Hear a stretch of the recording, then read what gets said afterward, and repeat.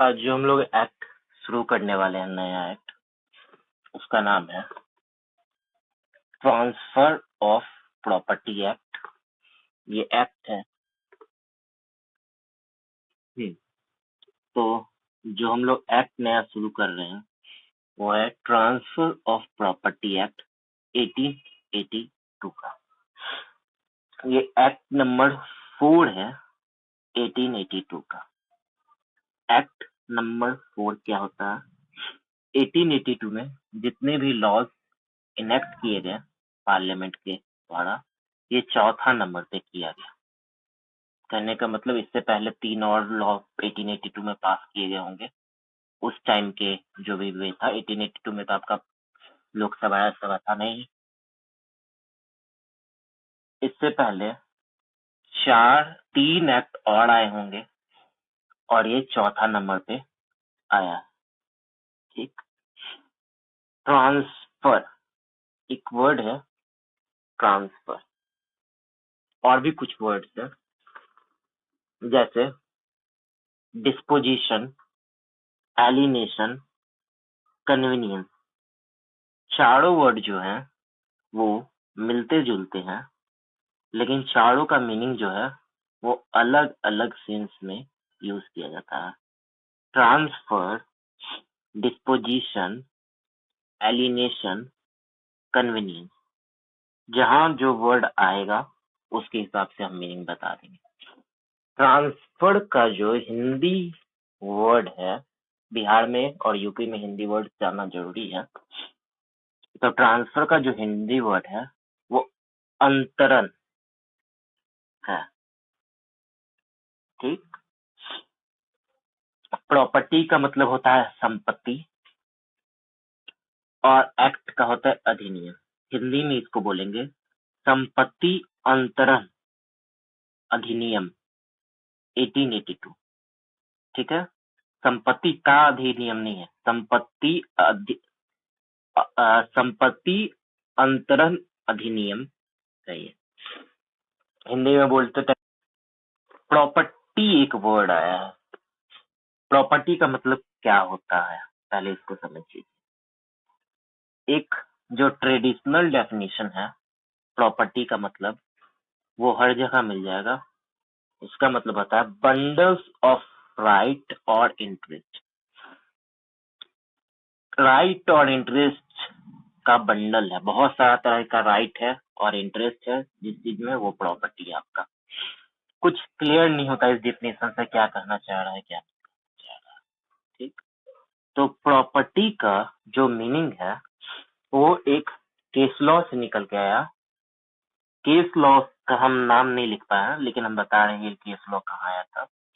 जब right to property को fundamental right से उठाकर लीगल राइट में शिफ्ट कर दिया गया था, तो वहां पर एक केस हुआ था। उस केस में ये डेफिनेशन निकल के आया। ये डेफिनेशन क्या है कि कोई भी एक ऐसा चीज जिसका कुछ एक्सचेंज वैल्यू हो।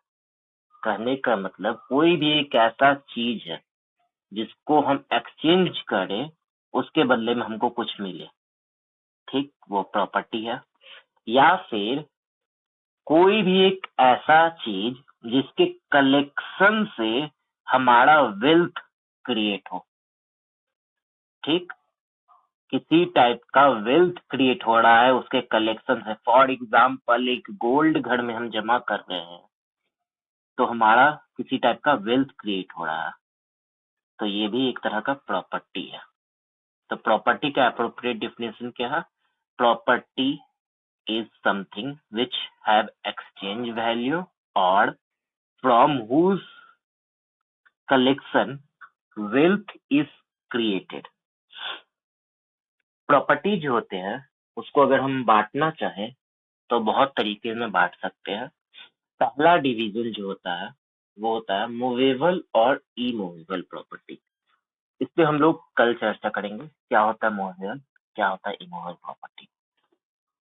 चल और अचल संपत्ति डिटेल में पढ़ना है। Immovable property, transfer of property में, हालांकि पिछला बार बिहार जुडिशरी में पूछ दिया है इमूवेबल प्रॉपर्टी क्या है, तो इस बार पूछने का चांसेस कम है, लेकिन फिर भी जानना है। मूवेबल प्रॉपर्टी हम लोग का सेल्स ऑफ गुड एक्ट में डिफाइन है। इमूवेबल प्रॉपर्टी हम लोग का transfer of property, registration act, सबका मिला कर देखेंगे कहाँ कहाँ है, ठीक। लेकिन कल इसके बारे में चर्चा करेंगे। दूसरा जो पार्टीशन हम लोग कर सकते हैं वो हम लोग कॉर्पोरियल और इनकॉर्पोरियल प्रॉपर्टी में बांट सकते हैं। कॉर्पोरियल प्रॉपर्टी क्या होता है? ये वर्ड ट्रांसफर ऑफ प्रॉपर्टी में बहुत जगह मिलेगा, इसलिए इस वर्ड को अच्छा से समझ लीजिए। कॉर्पोरियल प्रॉपर्टी क्या होता है? जिसका किसी तरह का टैंजिबल एग्जिस्टेंस होता है। कहने का मतलब जिसको हम लोग छू सकते हैं, ठीक, देख सकते हैं अपने आंखों से। फॉर एग्जाम्पल घर है, गाड़ी है, ये सब चीज जो है वो एक कॉर्पोरियल प्रॉपर्टी है एज वेल एज एक टैंजिबल प्रॉपर्टी है। जिस भी प्रॉपर्टी को हम लोग छू सकते हैं, देख सकते हैं, सब आ गया। इनकॉर्पोरियल प्रॉपर्टी क्या हुआ? इनकॉर्पोरियल प्रॉपर्टी को हम लोग इनटेंजिबल प्रॉपर्टी भी कह सकते हैं। इसको हम ये ना ही विजिबल है, मतलब ना कि हम लोग को दिखता है, और ना ही ये टेंजेबल प्रॉपर्टी है। जो ना ही विजिबल है ना ही टेंजेबल है वो हो गया इनकॉर्पोरियल या इनटेंजेबल प्रॉपर्टी। इसका कुछ एग्जांपल्स है, जैसे for example right to easement. Easement, right to easement है। फॉर एग्जांपल हमने घर बनाया है और घर पे हमने धूप के लिए जगह छोड़ रखा है, ठीक। तो कोई और उस धूप को रोक के हमारा धूप लेने का, सनलाइट लेने का अधिकार रोक नहीं सकता है। ये एक तरह का इजमेंट का एग्जाम्पल है, बहुत सारे एग्जाम्पल है, एक एग्जाम्पल दी। तो ये सुख भोगने का अधिकार जिसको वो कह सकते हैं हम लोग, राइट टू इजमेंट। कुछ और एग्जाम्पल्स, कॉपीराइट। कोई भी सॉन्ग बनाते हैं या कुछ भी बनाते हैं, सॉन्ग में तो काफी कॉमन एग्जाम्पल इसका, या फिर कोई पब्लिकेशन अपना बुक पब्लिश करता है, तो उसके बिना परमिशन से उस बुक का कहाँ यूज हो सकता है, कहाँ नहीं हो सकता है, ये सब कॉपीराइट के मैटर में आता है। हम लोग को एक अलग से उसके बारे में पढ़ना है, एक अलग एक्ट है इसके लिए। कुछ और एग्जांपल, इंटेलेक्चुअल प्रॉपर्टीज। जैसे इंटेलेक्चुअल प्रॉपर्टीज में क्या क्या आएगा? पेटेंट का अधिकार। हम कोई मशीन नया टाइप का इन्वेंट किया और उसको हम पेटेंट करा लिए, तो मेरे परमिशन के बिना उसको कोई यूज नहीं कर सकता है। अगर करेगा तो उसको हमको किसी टाइप का रॉयल्टी देना होगा विथ माय प्रायर परमिशन। कोई ट्रेडमार्क हो गया, मेरा एक एलजी का ट्रेडमार्क है अपना, एलजी ही उस चीज को यूज कर सकता है, बीएमडब्ल्यू का लोगो, ठीक है, तो वो सब ट्रेडमार्क हो गया। कॉपीराइट इसी में आ गया, इंटेलेक्चुअल प्रॉपर्टी में ही आ गया। और इंटेलेक्चुअल प्रॉपर्टी एक्ट है हम लोग का, वो हम लोग को पढ़ना है, हालांकि मगध यूनिवर्सिटी में नहीं पढ़ना है। कोई जीआई इंडिकेटर हो गया, geographical indicator. For example Bihar का जर्दालू लीची है, उसको जीआई टैग मिला हुआ है। मैंगो है यहाँ का, उसको जीआई टैग मिला हुआ है। आपका बुद्धा का वो जो है, गया में बुद्ध का जो है, उसको ज्योग्राफिकल इंडिकेटर मिला हुआ है, तो वो एक तरह का इंटेलेक्चुअल प्रॉपर्टी है। रसगुल्ला को लेके उड़ीसा और कोलकाता में टसल चल रहा है कि किसका है वो, तो वो सब एक तरह का ज्योग्राफिकल इंडिकेटर है, जीआई टैग दिया जाता है। और किस किस चीज को मिलता है वो है। बिहार का 2 जीआई टैग का नाम पिछले बार जीके में एपीयू में पूछा हुआ है, एपीयू के एग्जाम में, कि 2 बताइए चीज जो कुछ इंडस्ट्रियल डिजाइन है, वो हो गया, ठीक, किसी टाइप का अपना इंडस्ट्रियल डिजाइन है, कुछ एक स्पेसिफिक वे में वो डिजाइन बनाता है। फॉर एग्जाम्पल आपका लैम्बोर्गिनी अपना स्पेशल स्टाइल में कार बना रहा है, ठीक है, वो हो गया। या फिर कोई ट्रेड सीक्रेट है, कोको कोला फॉर एग्जाम्पल, वो कैसे बनाता है, उसका रेसिपी क्या है, वो सीक्रेट है, रिवील नहीं हुआ है, तो ये सब उसका। कॉमर्शियल गुडविल, गुडविल जो होता है वो नॉन कॉमर्शियल भी हो सकता है, और कॉमर्शियल भी हो सकता है। जो हम लोग यहाँ देखना चाह रहे हैं कि क्या प्रॉपर्टी है वो कॉमर्शियल गुडविल है जिसका हम लोग सेल कर सकते हैं। नॉन कॉमर्शियल गुडविल का हम लोग सेल वगैरह नहीं कर सकते हैं। फॉर एग्जाम्पल एक हल्दीराम हो गया आपका, हल्दीराम का कहाँ कहाँ फ्रेंचाइजी खुला हुआ है, लड्डू गोपाल हो गया, ठीक है। तो लड्डू गोपाल जो ओरिजिनल है वो तो जहाँ है वहाँ है, लेकिन हर जगह आप लोग को दिख जाएगा, ठीक है। या फिर चंपारण मीट हाउस फ्रेंचाइजी है, गुडविल है, वो चंपारण का है, हालांकि उसको गुडविल की तरह नहीं किया जाता बिहार में। अब एक्ट, इसमें और भी बेसिक बात जानना है, लेकिन हम जो स्टार्ट करना चाह रहे हैं वो सेक्शन 5 से ही स्टार्ट करना चाह रहे हैं। आएंगे प्रियम्बल पे, आएंगे इन्फोर्समेंट पे, आएंगे सेक्शन 1 पे, आएंगे कहाँ लागू होता है कहाँ नहीं लागू होता है, ये सब पे आएंगे धीरे धीरे। पहले मेन बात है वो समझ लेते हैं कि इस एक्ट में हम लोग को पढ़ना क्या है, ठीक है। तो सेक्शन 5 जो है आपका, वो बात वहां पर ट्रांसफर ऑफ प्रॉपर्टी है क्या उसको डिफाइन किया गया। हम लोग जो पढ़ने जा रहे हैं ट्रांसफर ऑफ प्रॉपर्टी, वो सेक्शन 5 में डिफाइन है, और वो कहता है चैप्टर 2 है, सेक्शन 5 है, ठीक। और चैप्टर का हेडिंग है transfer of property bye acts of party. वहां पर खंड बटा हुआ है, 2 पार्ट्स में बटा हुआ है, ए और बी। जो ए है उसमें सेक्शन 5 लाई करता है। पीटी में पूछ सकता है ये सब, चैप्टर कौन सा है सेक्शन कौन सा है, सब इसलिए बता रहे हैं, ठीक है।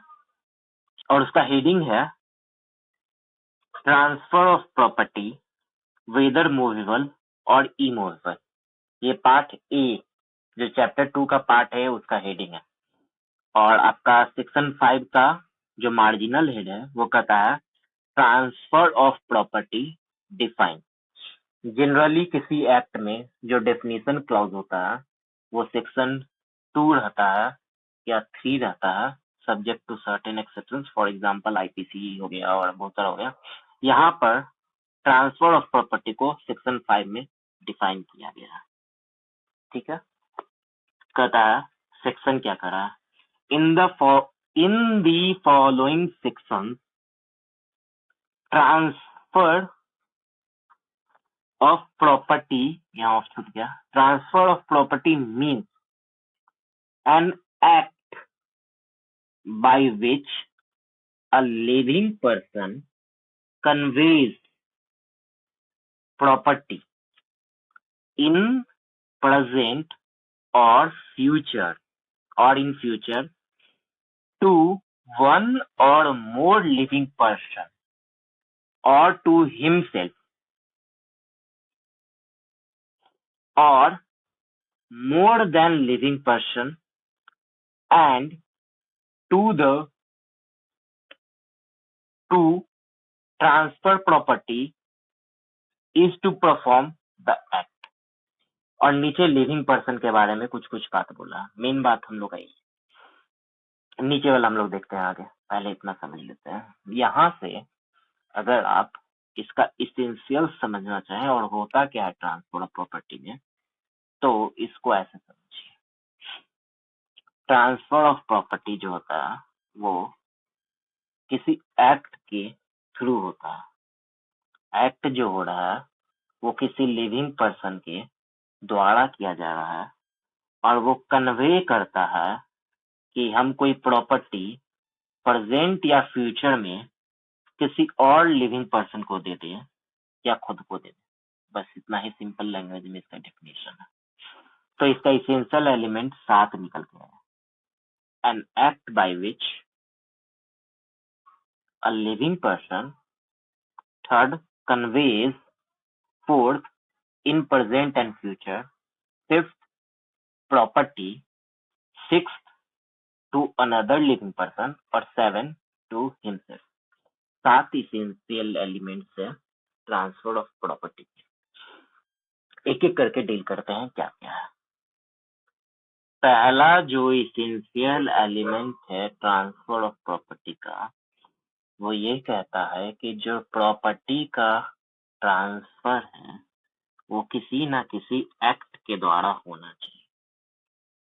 कब प्रॉपर्टी का ट्रांसफर किसी एक्ट के द्वारा होगा और कब बिना किसी एक्ट किए हुए उस प्रॉपर्टी का ट्रांसफर हो जाएगा, ये बात समझने का है।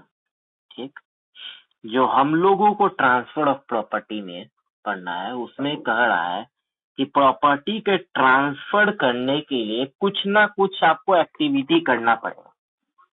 ठीक है, अगर आप प्रॉपर्टी को ट्रांसफर करना चाह रहे हैं तो आप कुछ ना कुछ एक्टिविटी कीजिए, सेल कीजिए, लीज कीजिए, मॉर्गेज कीजिए, गिफ्ट कीजिए, एक्सचेंज कीजिए, बहुत सारा तरह का चीज है। तो कुछ ना कुछ तो आप कीजिए। ठीक, एक एग्जाम्पल है जहां बिना कुछ किए हुए प्रॉपर्टी का ट्रांसफर हो सकता है। For example inheritance. इनहेरिटेंस में जब किसी को मिलता है कोई प्रॉपर्टी तो क्या होता है, सपोज एक प्रॉपर्टी होल्ड कर रहे हैं किसी के एक्स, मिस्टर एक्स के फादर जो है वो प्रॉपर्टी होल्ड कर रहे हैं। जब मिस्टर एक्स के फादर डेथ हो जाएंगे तो उनके जो लीगल हेयर होंगे, इन हिंदू सक्सेशन एक्ट पढ़ा चुके हैं, तो लीगल हेयर लड़का लड़की दोनों होगा, इसमें तो कोई डाउट नहीं है। तो जो भी उसके लड़का और लड़की होंगे, जो भी उसके लीगल हेयर होंगे, तो उनको मिल जाएगा, उनको कुछ अलग से एक्ट करने की जरूरत नहीं है। ठीक, ऑलरेडी उसमें हो जाएगा, उन लोगों में निहित हो जाएगा वो इंटरेस्ट। वो बात अलग है कि बाद में पार्टीशन वगैरह कराना है तो वो बात अलग हो जाता है, लेकिन इनहेरिटेंस के थ्रू जो प्रॉपर्टी मिल रहा है वो तो बाय डेथ ऑफ पार्टी मिल जाता है, कुछ उसमें एक्ट करना नहीं था एक्स्ट्रा। ठीक है, तो ये हो गया। ठीक है, तो हम लोगों को यहाँ जो पढ़ना है उसमें कोई ना कोई एक्ट करना है, तभी प्रॉपर्टी का ट्रांसफर हो। पहला इंग्रेडिएंट समझ में आया, बाय द एक्ट। एक्ट मतलब क्या हुआ, हमको कुछ ना कुछ करना है। देखो, इसको हम बनाने वाले थे जब हम 1 से 4 तक बताते ना तो बताते, लेकिन हम अभी पूछ दिए तो बता दे रहे हैं। विल जो है, इनहेरिटेंस तो नहीं आएगा, उसमें तो कुछ करना नहीं है। जो प्रॉपर्टी जो होल्ड कर रहे हैं वो मर गए तो ऑटोमेटिकली उसका प्रॉपर्टी किस कैसे बटेगा, वो ऑपरेशन ऑफ लॉ है। Operation of act of parties नहीं है, वो ऑपरेशन ऑफ लॉ है, एक लॉ इनेक्टेड है, वैसे ही प्रॉपर्टी बटेगा। जब हम लोग इनहेरिटेंस का बात कर रहे हैं तो अगर वो पर्सन हिंदू है तो हिंदू सक्सेशन एक्ट लागू हो जाएगा उस पे। अगर वो मुस्लिम है तो मुस्लिम में सक्सेशन हम लोग देखे नहीं, लेकिन मुस्लिम का भी सक्सेशन का रूल्स बना हुआ है। ठीक है, और अगर मान लो उससे भी नहीं है, अगर वो लोग शादी जो अगर है या होगा स्पेशल मैरिज एक्ट में, तो स्पेशल मैरिज एक्ट के सेक्शन 21 में ही लिखा हुआ है कि जो उस केस में जो स्पेशल मैरिज एक्ट से शादी कर रहे हैं तो उन लोगों का जो प्रॉपर्टी का सक्सेशन होगा वो आपका इंडियन सक्सेशन एक्ट से गाइडेड होगा। ठीक है, तो इनहेरिटेंस में तो कोई सवाल ही नहीं रहा कि वो ट्रांसफर ऑफ प्रॉपर्टी है कि नहीं है। ट्रांसफर ऑफ प्रॉपर्टी नहीं है, वो अलग चीज है, वो ऑपरेशन ऑफ एक्ट है। ठीक है, और ये हम लोग जो पढ़ रहे हैं operation bye act of parties पढ़ रहे हैं। कार्य एक यहाँ जो है वो ACT छोटका वाला है और वहां पर एक्ट है, अधिनियम है। ठीक है, और दूसरा विल का बात है तो विल भी ऑपरेशन ऑफ लॉ ही है। उसके लिए विल बनाने के लिए हम लोग को पहले एक विल बनाना पड़ता है, एक एक्सिक्यूटर अपॉइंट करना पड़ता है कि उसके मर जाने के बाद वो उसका विल का एक्सिक्यूशन करे। प्रोवेट का है, कुछ स्टेट्स में आपको प्रोवेट भी करवाना पड़ेगा उसके मरने के बाद। जब मर गया तो उसको प्रोवेट कराना पड़ेगा। बिहार में शायद प्रोवेट का प्रोविजन नहीं है, ठीक, प्रोवेट नहीं करवाया जाता है, हालांकि प्रोवेट करवाना ज्यादा बेटर है। लिविंग पर्सन क्या होता है समझिए, जो पर्सन है वो लिविंग होना चाहिए। 5 का नीचे 5 का नीचे जो सेकंड पैरा है सेक्शन 5 में, वहां बोल रहा है living person include. Living person include मतलब लिविंग पर्सन में क्या क्या इंक्लूड कर रहा है, एक कंपनी को इंक्लूड कर रहा है, ठीक, एक एसोसिएशन को इंक्लूड कर रहा है, और कोई बॉडी इंडिविजुअल है उसको भी इंक्लूड कर रहा है। मतलब एक अकेला आदमी है वो भी लिविंग पर्सन हो सकता है, एक एसोसिएशन है 5-6 आदमी का वो भी हो सकता है, और कोई कंपनी है, ठीक, वो भी लिविंग पर्सन हो सकता है। तो इतने लोगों को वहां कर दिया। अब यहाँ जब कंपनी का बात कर रहा है तो वो कह रहा है इनकॉर्पोरेटेड है कि नहीं है, उससे हमको मतलब नहीं है, हम उसको लिविंग पर्सन की तरह ही माने। ठीक, लेकिन कंपनीज एक्ट में कहा है कि इनकॉर्पोरेशन हो जाना जरूरी है।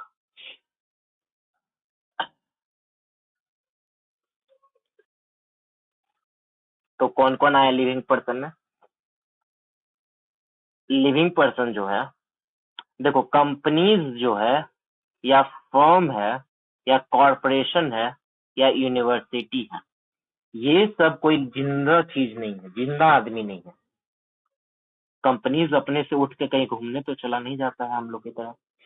ठीक है, तो इन लोगों को एक कैटेगरी बनाया गया ज्यूरिस्टिक पर्सन, और ज्यूरिस्टिक पर्सन के अंदर इन लोग को मान लिया गया कि ये लोग एक लिविंग पर्सन है और ये लोगों को प्रॉपर्टी जो है वो ट्रांसफर किया जा सकता है।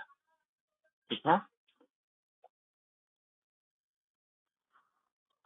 ट्रांसफर जो है वो करने के लिए जो लिविंग पर्सन है, यानी जो ट्रांसफर कर रहे हैं, उनके साथ कुछ कंडीशंस भी है कि वो मेजर होने चाहिए। करने का मतलब उनका उम्र जो है वो 18 साल से ज्यादा होना चाहिए, both in the case of boy and girl. 18 साल इंडियन मेजोरिटी एक्ट से गाइडेड होगा एज, जो कि 18 साल है, 18 साल। उसके बाद वो पर्सन जो है वो साउंड माइंड के व्यक्ति होने चाहिए। ठीक है, और उसके अलावा उनको किसी और लॉ के तहत डिस्क्वालिफाइड ना किया गया हो कि आप ट्रांसफर ऑफ प्रॉपर्टी नहीं कर सकते। एक एग्जाम्पल दे रहे हैं हम, जिनको डिस्क्वालिफाइड कर दिए हैं। कोर्ट, कोर्ट जो है वो रिगार्ड किया जाता है कि वो लिविंग पर्सन नहीं है, तो आप कोर्ट को कोई प्रॉपर्टी ट्रांसफर नहीं कर सकते हो। ठीक, चलो, विल हो गया, इनहेरिटेंस हो गया, ये सब जो है, या कोई कोर्ट का ऑर्डर है, ठीक है, ये सब चीज जो है वो ट्रांसफर ऑफ प्रॉपर्टी एक्ट से गाइडेड नहीं होता है। विल और इनहेरिटेंस पे अभी तुरंत चर्चा हुआ है। कोर्ट का कोई ऑर्डर है, तो कोर्ट का ऑर्डर, जैसे डिक्री हो गया, किसी के फेवर में डिक्री हो गया, तो डिक्री हो गया तो जो डिक्री होल्डर है जिसके फेवर में डिक्री हुआ है, वो डिक्री को चाहे तो बेच भी सकता है, ये पावर है उसका। लेकिन जब वो बेचेगा डिक्री को तो वो ट्रांसफर ऑफ प्रॉपर्टी एक्ट से गाइड नहीं होगा, उसके लिए अपना अलग एक्ट बना हुआ है, वहां से वो गाइडेड होगा। वो ट्रांसफर ऑफ प्रॉपर्टी के अंदर गाइडेड नहीं होगा। चीजें, विल क्या होता है? विल एक लीगल डिक्लेरेशन होता है, जो कि उसके मर जाने के बाद उसका जो टेस्टर होता है वो उसका प्रॉपर्टी लेगा, और ये इसको एक्सिक्यूट कराया जाता है एक एक्सिक्यूटर के द्वारा। ठीक है, तो ये विल जो है ना आपका सेल नहीं है, तो इसे सेल वगैरह तो है नहीं है, इसलिए will pay transfer of property लागू नहीं होगा। एक केस था, ठीक, state of Meghalaya versus Bimal Dev 2015 का। इसमें ये फिर से सुप्रीम कोर्ट के द्वारा कहा गया कि विल जो है वो तभी उस पे एक्ट किया जाएगा जब वो जो विल बनाने वाला है वो मर जाएगा। कोई नया बात है नहीं, लेकिन एक केस का नाम बता दिए कि जो आदमी विल बना रहा है वो मर जाएगा, तभी उस विल को एक्सिक्यूट किया जाएगा। ये 2015 में एक सुप्रीम कोर्ट के जजमेंट के थ्रू भी कहा गया, state of Meghalaya versus Bimal Dev. ऐसा नहीं है कि पहले ये लॉ नहीं है और पहले नहीं कहा गया, लेकिन एक केस का नाम हम बता दिए, पूछा था ये केस कहीं, इसलिए बता रहे हैं।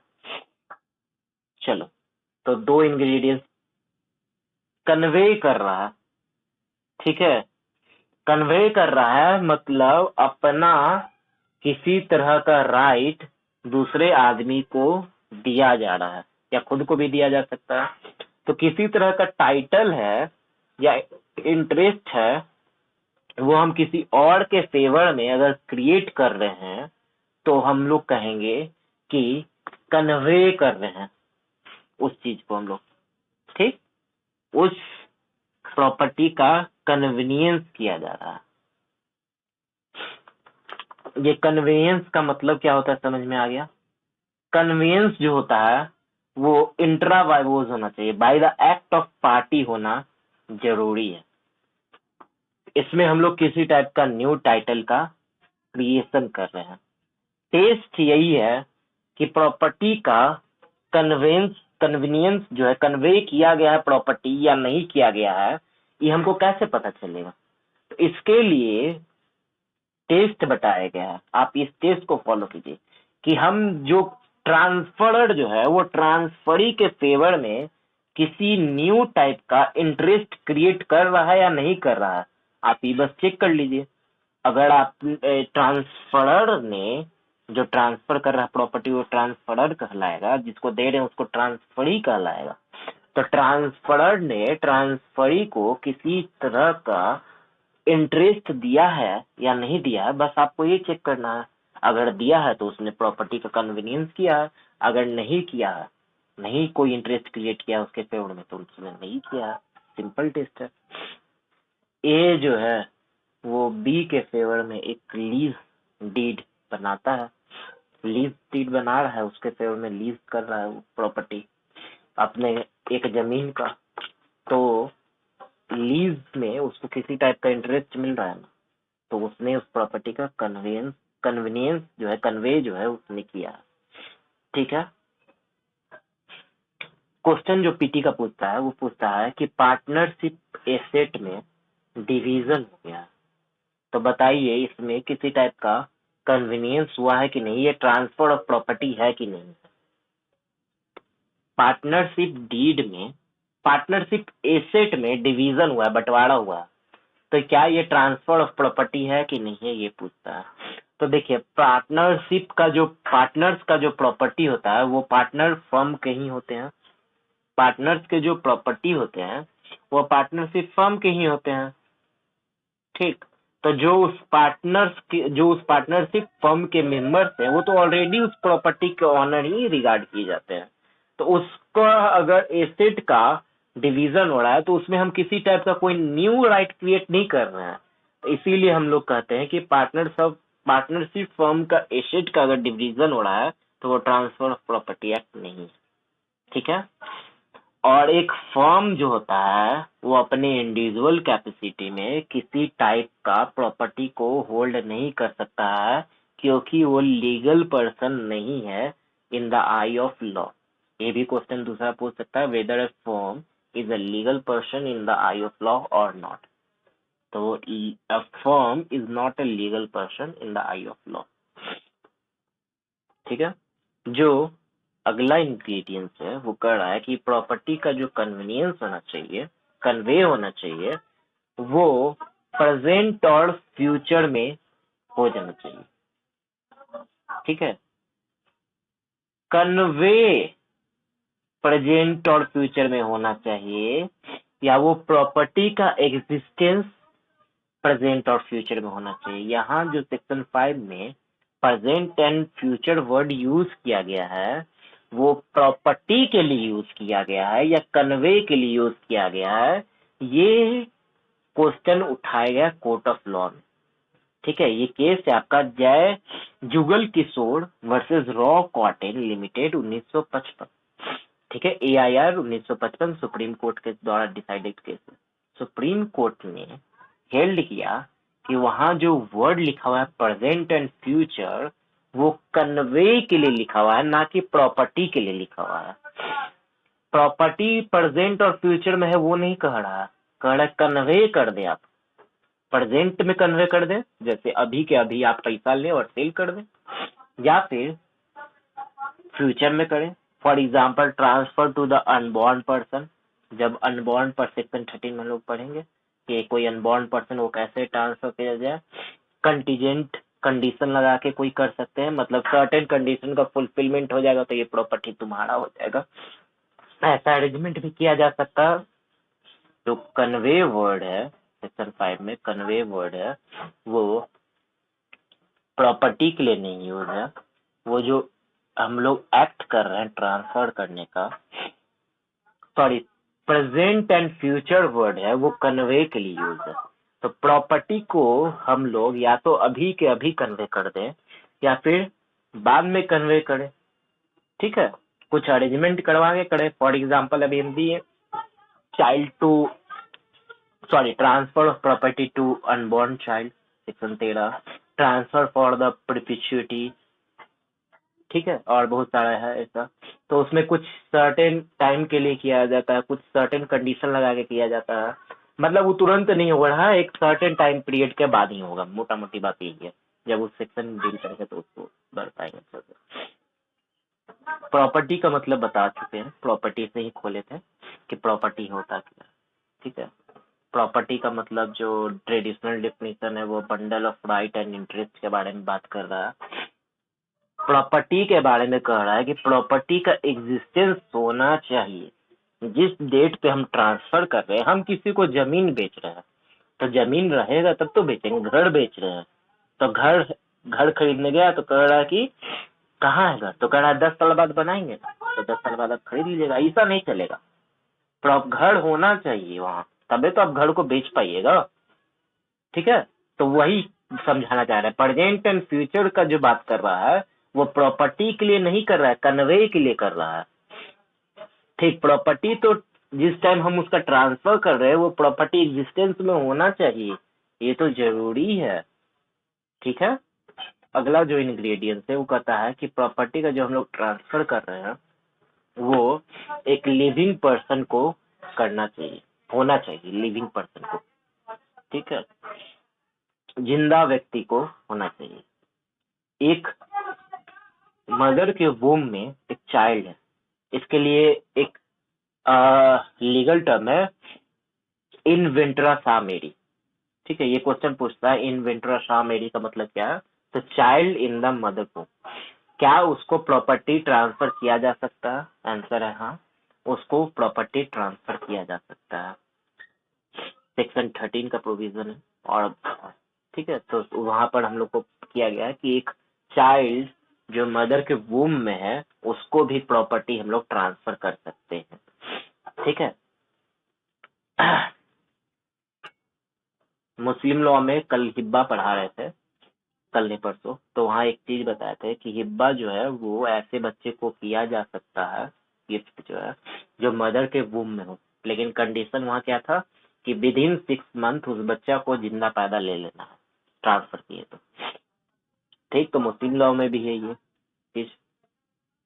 एक आइडियल जो होते हैं, आइडियल मतलब मूर्ति, आपके राजवंशी नगर के हनुमान जी हैं, क्या हम उनको किसी टाइप का प्रॉपर्टी ट्रांसफर कर सकते हैं? ठीक, ये क्वेश्चन उठा। कहा गया कि देखिए जो आइडियल है, मूर्ति है, ठीक, भगवान जी का है, कोई भी मूर्ति है, ठीक, वो जुरिस्टिक पर्सन तो मान लिया गया। तो जुरिस्टिक पर्सन है, इसलिए हम उनको प्रॉपर्टी होल्ड करने का राइट कर दे रहे हैं। ठीक है, होल्ड करने का राइट है, प्रॉपर्टी वो होल्ड कर सकते हैं क्योंकि उनको एक जुरिस्टिक पर्सन मान लिया गया है, लेकिन वो लिविंग पर्सन नहीं माने गए हैं। ठीक है, जुरिस्टिक पर्सन, एक आपके बाय एक्ट ऑफ लॉ उनको मान लिया गया है कि वो ही प्रॉपर्टी होल्ड कर सकते हैं। ठीक है, तो प्रॉपर्टी होल्ड कर सकते हैं, लेकिन हम उनको किसी टाइप का प्रॉपर्टी जो है वो ट्रांसफर नहीं कर सकते हैं। समझिए बात को, होल्ड करना और ट्रांसफर करना दोनों अलग अलग चीज है। एक जुरिस्टिक पर्सन आइडियल जो है वो प्रॉपर्टी होल्ड कर सकता है, होल्ड कर सकते हैं, वो इनफाइनाइट टाइम के लिए कर ले वो बात अलग है, लेकिन उनको हम लोग ट्रांसफर नहीं कर सकते। ट्रांसफर होने के लिए क्या जरूरी है कि जो रिसीव करने वाला पर्सन है वो भी लिविंग पर्सन होना चाहिए। ठीक है, तो क्वेश्चन अगर होल्ड कर सकते हैं या नहीं कर सकते ये पूछ रहा है आइडियल, तो हाँ, लेकिन अगर ट्रांसफर कर सकते हैं या नहीं कर सकते हैं तो आंसर है ना। ठीक है, क्योंकि आगे सेक्शन में ही लिखा हुआ है inter vivos by the act of party to one living person to another living person. Section 5 में वर्डिंग देखो, वहां लिखा गया एक लिविंग पर्सन के द्वारा दूसरे लिविंग पर्सन को किया जा रहा है, आइडियल लिविंग पर्सन नहीं है। ठीक है, तो वो प्रॉपर्टी होल्ड कर सकते हैं, लेकिन हम लोग उसको उनको ट्रांसफर नहीं कर सकते। आपका लास्ट इंग्रेडिएंट है वो कहता है कि हिमसेल्फ, खुद को ही, ये पहले नहीं था। 1929 में इस एक्ट को अमेंड किया गया सेक्शन 5 को, और कहा कि खुद को भी आप प्रॉपर्टी का ट्रांसफर कर सकते हैं। ठीक, खुद को आप प्रॉपर्टी का ट्रांसफर कैसे कर सकते हैं, तो कहा एक वे है एग्जाम्पल समझाने के लिए, और दूसरे भी वे हैं, एक एग्जाम्पल समझाने के लिए दे रहे हैं कि आप एक ट्रस्ट बनाओ। ट्रस्ट का जो प्रॉपर्टी रहेगा, जो आप प्रॉपर्टी बनाओगे वो ट्रस्ट प्रॉपर्टी कहलाएगा, और ट्रस्ट के आप अपने आप को एक सोल ट्रस्टी बना दो तो खुद को प्रॉपर्टी ट्रांसफर हो गई ना। लेकिन आपको यही देखना है कि आप जो है वो दो अलग अलग कैपेसिटी में वर्क कर रहे हो। जब हम खुद को यहाँ पर प्रॉपर्टी होल्ड कर रहे हैं तो वहां पर हम एज ए ट्रस्टी होल्ड कर रहे हैं, ठीक है। तो दो इंडिविजुअल कैपेसिटी में आप प्रॉपर्टी होल्ड कर रहे हैं, खुद को भी ट्रांसफर कर रहे हैं। तो पूछता है कि फैमिली सेटलमेंट जो होता है वो ट्रांसफर ऑफ प्रॉपर्टी है कि नहीं है, ठीक है। फैमिली सेटलमेंट होता क्या है, पहले इसको समझिए। दो भाई है, दोनों भाई आपस में ही बिना कोर्ट जाए हुए प्रॉपर्टी का सेटलमेंट कर लिया है कि ऊपर वाला तल्ला पे आप रहो, नीचे वाला तल्ला पे हम रहेंगे, एक फ्लोर आपका एक फ्लोर मेरा, ऊपर वाला आपका नीचे वाला मेरा, इस टाइप का सेटलमेंट कर रहा है। तो ये कैसा है, फैमिली सेटलमेंट है, ताकि फैमिली मेंबर्स के बीच में किसी टाइप का डिस्प्यूट अराइज ना हो।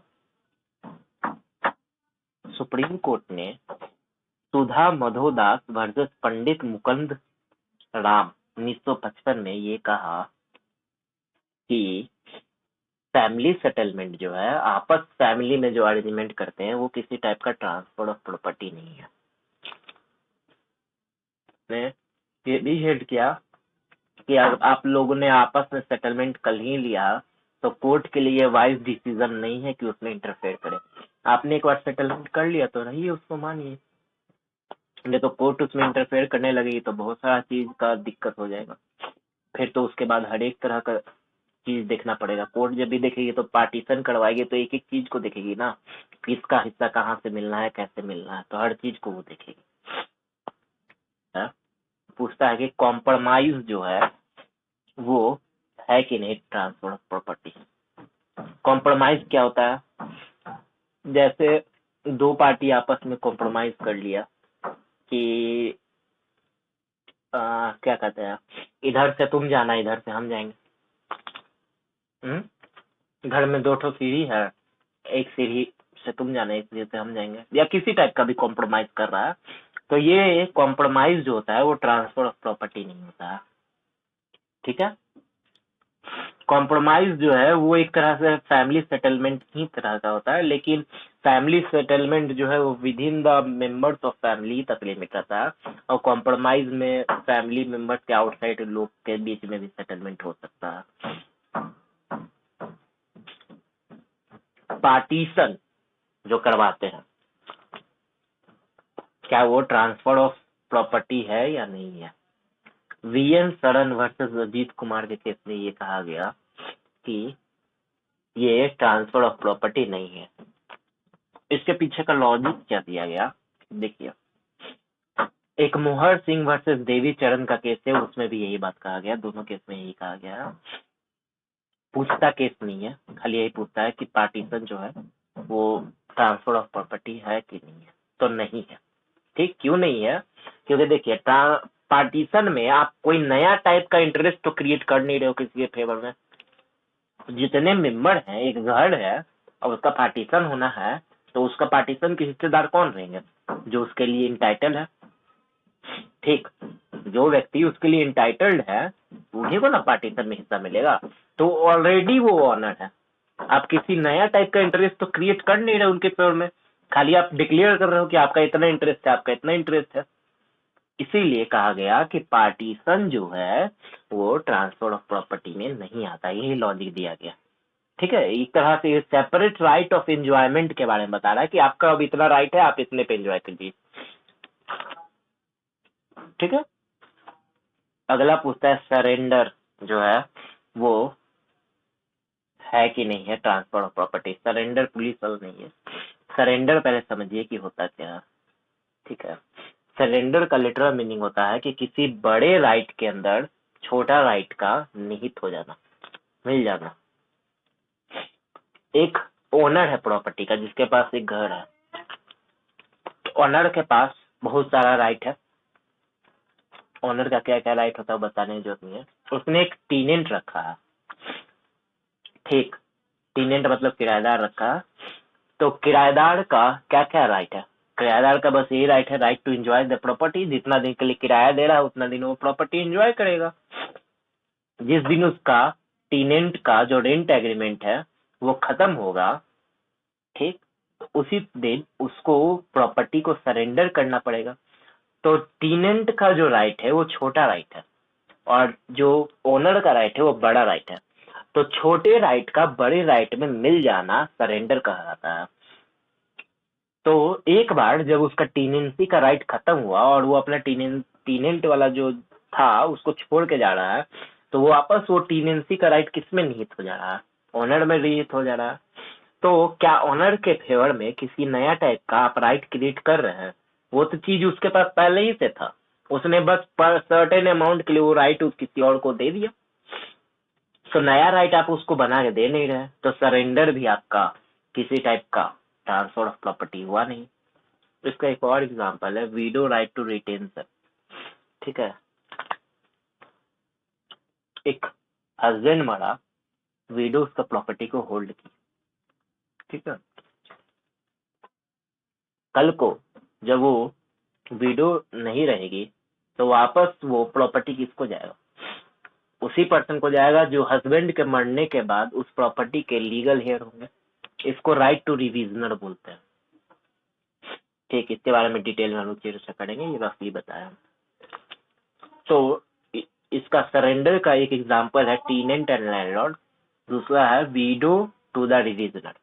तो अगर ये दोनों वर्ड आ रहा है तो ये दोनों वर्ड जो है वो ट्रांसफर ऑफ प्रॉपर्टी नहीं है, सीधा सीधी पीटी पर्पस से। रिलीज होता है, रिलीज समझिए क्या होता है?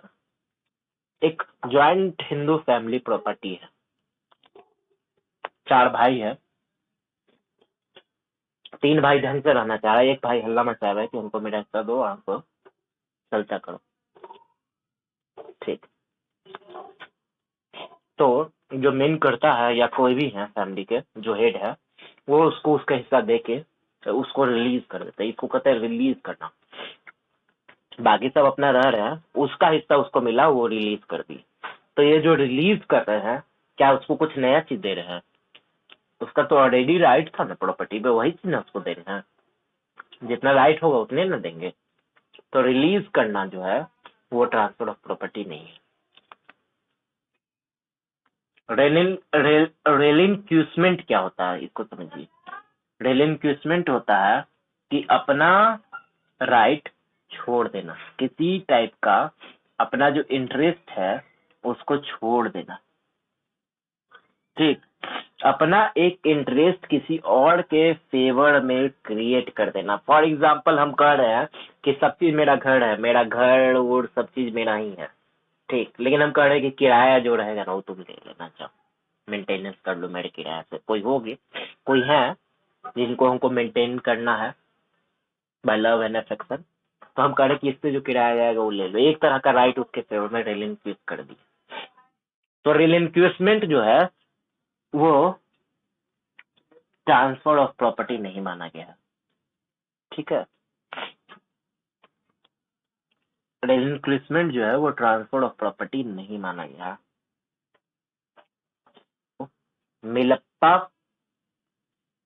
मीनू अप्पा पिलई वर्सेस पेरू स्वामी केस है आपका 1975 का, मद्रास हाई कोर्ट का जजमेंट है। उसमें रिलीज को जो है वहाँ ट्रांसफर ऑफ प्रॉपर्टी माना गया है। और लास्ट आपका रिलिंक्विश है, रिलिंक्विश को ट्रांसफर ऑफ प्रॉपर्टी नहीं माना गया है। चार्ज जो होता है वो होता है कि हम इस आपसे एक सर्टेन अमाउंट जब तक वसूल ना दे, इस प्रॉपर्टी पे मेरा चार्ज क्रिएट है, हम उसको मॉर्गेज करें वगैरह जो करना है करें और उस प्रॉपर्टी से अपना जो है पैसा वसूले, ठीक है। तो ये एक तरह का चार्ज होता है। चार्ज हम लोग को 100 में पढ़ना है, सेक्शन 100 टीपी एक्ट के, उसमें डिटेल में बताएंगे। खाली अभी इतना समझ लीजिए कि चार्ज भी है, वो ट्रांसफर ऑफ प्रॉपर्टी नहीं। तो इतना चीज में से सिर्फ और सिर्फ रिलीज जो है वही निकल के आया कि ये ट्रांसफर ऑफ प्रॉपर्टी है, बाकी कुछ भी ट्रांसफर ऑफ प्रॉपर्टी नहीं है। क्या क्या नहीं है?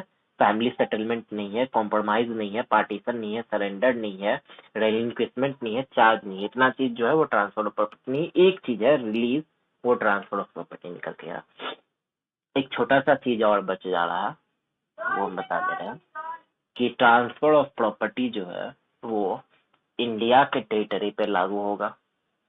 जम्मू कश्मीर रीऑर्गेनाइजेशन बिल 2019 का जो आया है 31 अक्टूबर के बाद से, तो वो जम्मू कश्मीर पे भी लागू हो जाएगा। लेकिन क्या वो वैसे प्रॉपर्टी पे लागू होगा जो सिचुएटेड है आउटसाइड ऑफ इंडिया टेरिटरी के? आंसर इसका हाँ, वहां पर भी होगा। ठीक, एक प्रॉपर्टी जो है वो इंग्लैंड में भी है, तो वहां पर भी हम लोग इंडियन ट्रांसफर ऑफ प्रॉपर्टी लागू कर सकते हैं। लेकिन जो बेसिक आपका जूरिस्प्रूडेंशियल प्रोविजन है कि अगर इमूवेबल प्रॉपर्टी है तो जहां पर प्रॉपर्टी सिचुएटेड है वहीं का लॉ उस पर लागू होगा। तो कह रहा है कि अगर मान लीजिए इंग्लैंड में कोई प्रॉपर्टी है, तो ये हम एक ओपन रखें कि ट्रांसफर ऑफ प्रॉपर्टी वहां लागू होगा, लेकिन जो जूरिस्प्रूडेंशियल प्रोविजन है उसके हिसाब से वहां पर इंग्लैंड का ही लॉ लागू होगा। अगर इंग्लैंड के लॉ और इंडियन लॉ में कोई कॉन्ट्रावेंशन नहीं है तो आप कोई भी लॉ कीजिए, और दोनों में अगर कॉन्ट्रावेंशन है तो जाहिर सी बात है कि जहाँ का प्रॉपर्टी वहाँ का लॉ, जिसकी लाठी उसकी भैंस। तो जहाँ का प्रॉपर्टी है वहां पर वो लागू हो जाएगा। तो ट्रांसफर ऑफ प्रॉपर्टी का एक्स्ट्रा टेरिटोरियल ऑपरेशन भी है। खाली ये पूछने के पर्पज से समझ लीजिए कि है कि नहीं है। इतना जो था वो कहा गया। हम लोग जो हेडिंग है आखिर ट्रांसफर ऑफ प्रॉपर्टी होता क्या है उसके बारे में समझ गए। कल जो हम लोग चर्चा करेंगे वो हम लोग सेक्शन 1, 2, 3 और 4 करेंगे। सेक्शन 3 आपका डेफिनीशन पार्ट है। डेफिनीशन पार्ट पूरा कवर नहीं हो पाएगा, max to max movable property हो पाएगा, या फिर उसके अलावा एक दो और कोई डेफिनीशन होगा उसको देखने की कोशिश करेंगे।